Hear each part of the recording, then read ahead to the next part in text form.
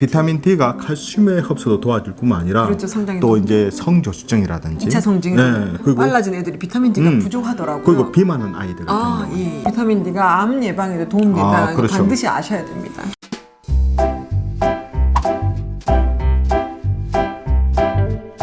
안녕하세요. 육아한방 잔소리쟁이 안유미 원장. 수다쟁이 최미영 원장입니다. 요즘 비타민 많이 먹잖아요. 그렇죠. 뭐 최원장님 비타민 뭐 먹어요? 나 한 줌 먹는데.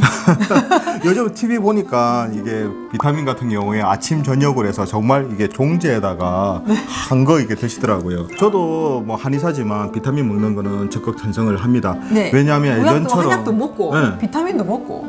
왜냐하면 예전 같은 경우에는 이게 같은 그 채소라든지 네. 과일이라든지 비타민 C라든지 여러 가지 그 비타민이 예전에 비해서 지금이 훨씬 그 함량이 적대요.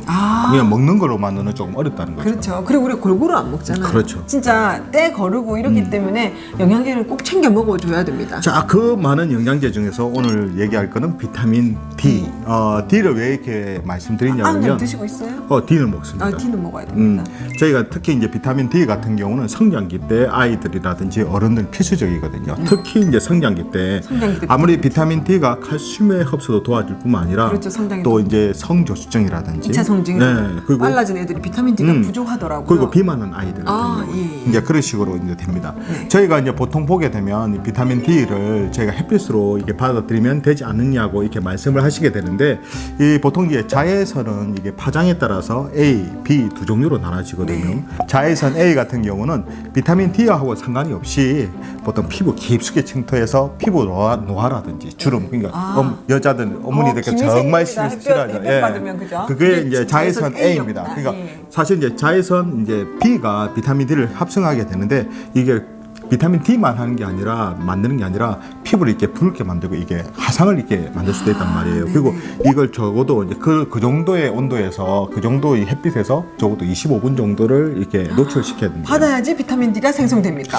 그래서 생각보다 어렵죠. 생각보다 저도 이제 쉽지 사실 않네요. 이렇게 여름에 바닷가 가서 저도 한 20분에서 30분 있으면 금방 이게 화상 입어서 물집 생기고 빨갛게 되더라고요. 그러니까 사실 비타민 D도 필요하긴 하지만 그렇게 있게 되면 요즘에 말하는 뭐죠? 피부암? 그렇죠. 이제 그런 것도 사실 걱정이 된단 그렇죠. 말이에요. 예. 그만큼 노출을 하는데도 불구하고 불안한 거죠. 자외선 A 같은 경우 아까 주름 만드는 거는 1년 내내 있어요. 좀 안 들어오면 좋은데 그렇죠. 1년 내내 이게 막 활성화되어 있어서 이게 창문이라든지 우리가 옷을 입고 있어도 이게 다 이게 침투가 된다 그러더라고요. 그게 자외선 네. A인데요. 근데 자외선 B는 이게 고도하고 이게 위도에 따라서 특히 이제 우리가 북반구에 있지 않습니까? 그러면 이게 가을부터 시작해서 봄까지는 이게 그 아무리 햇빛을 받아도 이게 비타민 D가 합성이 안 된대요. 그럼 여름에만 됩니까? 그렇죠. 여름에 그 땡볕에나 그때 자외선 B가 있어서 되게 그때는 되고 또 뜨거워서 못 나가고. 덥죠. 그 가을 겨울 안 되고. 네, 그래서 이제 먹어야 보통 되네요. 그래서 아이들가 그래서 이제 요즘 햇빛 같은 경우에 특히 이제 어머니들께서 바깥에 이게 우리 한국 사람들 선크림 많이 바르고 선크림 많이 바르고 다 감싸고 우리 여기에 나가는데. 또 모자도 쓰고 그렇죠. 또 이게 얼굴에 또 이렇게 가리기도 하고 네. 예, 그러다 보니까 자연스럽게 비타민 D를 합성하기가 또 어려워요. 그리고 사실 아니면 또 먹는 걸로 또 뭐 이게 저희가 섭취를 해야 되는데 그렇죠. 등푸른 생선. 그냥 생선 아니 등푸른 생선. 그다음에 계란 노른자. 그렇죠. 그리고 동물의 간 이런 데 많이 있긴 한데. 버섯도 많죠. 참 그렇죠. 버섯 빠지면 안 돼. 버섯은 많은데 그걸 잘 먹어주냐고요. 애들은 잘 그렇게 그걸 즐기지 않는 애들도 있거든요. 어른도 먹긴 먹어야 돼. 그게 웬만큼 많이 먹어야지만 그게 합성이 되는데 많이 그렇게 먹어내지 못하기 때문에 저희가 영양제로 챙겨 먹어야 돼요. 그래서 이제 비타민 D 같은 가급적이면 저희가 이제 그 영양제로 해서 섭취를 하게 만드는데 보통 어린 아이들 같은 영유아 같은 경우에는 보통 이제 저희가 단위로 400IU 정도 그리고 뭐 초등학생에서 조금 큰 아이들 같은 경우 1000IU 이제 성인 같은 경우 1000IU 정도 이렇게 복용을 하게 되거든요. 아무래도 그렇지만 또 어머니들께서도 이게 비타민 D를 또 많이 먹게 되면 이제 우리 아이들한테 혹시 독성. 몸에 독성이 생길까 걱정하시는 분들이 그렇죠. 많거든요. 뭐든지 과유불급이라고 근데 했으니까. 이제 비타민 D 같은 경우 지용성 비타민이라서 우리 몸에 잘 흡수가 안 되거든요. 그래서 저희가 보통 시각청에서도 보통 이제 아이들 같은 경우에 이제 한 400에서 1000 IU 정도 되지만 최대 섭취할 수 있는 양을 한 4000 정도까지를 이렇게 저희가 만들어 놨어요. 그까지는 괜찮다는 얘기네요. 그렇죠. 왜냐면 그거 한다고 해서 다 흡수가 안 되고 또 비타민 D가 생각보다 쓸 데가 많습니다. 칼슘만 흡수되는 게 아니라 네. 보통 스트레스가 많으신 분들 같은 경우는 비타민 D가 많이 소모가 되고요.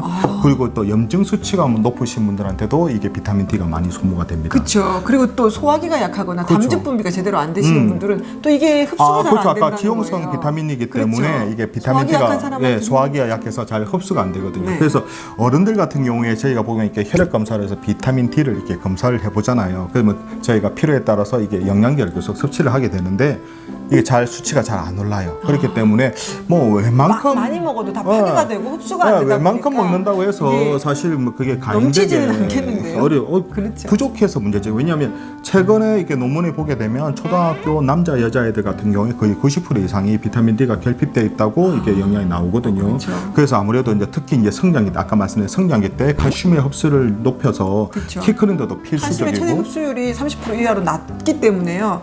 실제 칼슘 많이 먹어도 뼈로 가는 양이 부족합니다. 그렇죠. 그러니까 래서 저는 꼭 멸치를 볶을 때 목이버섯을 넣습니다. 그 우리 집에서 한 번씩 우리 저 아이를 위해서 우리 최 원장님께서 하시게 되는데 네. 이게 생각보다 먹을만 합니다. 이게 목이버섯 같은 경우에 제가 식감이 독특한데 나쁘지 저는 않기 좋은데 때문에 그거 짬뽕 같은 데 많이 나오잖아. 탕수육 맞아요. 같은데. 근데 이제 아이들이 먹기 쉽지는 않은데 그 멸치 먹을 때 목이버섯을 넣어야 칼슘과 비타민 D의 이렇게 흡수를 도와서 이제 조화롭게 몸에 흡수할 수 있거든요. 근데 외국에는 비타민 D를 함유한 뭐 우유, 그다음에 마가린, 빵 같은 그렇다고. 것들이 나올 정도로 나라에서 권장한답니다. 아무래도 이제 비타민 D가 아까 말씀드린 필요하니까요. 면역이라든지 그쵸, 여러 가지에 면역력, 저게 필요하기 성장 때문에 이런 데 필요하기 때문에 그만큼 비타민 D가 중요합니다.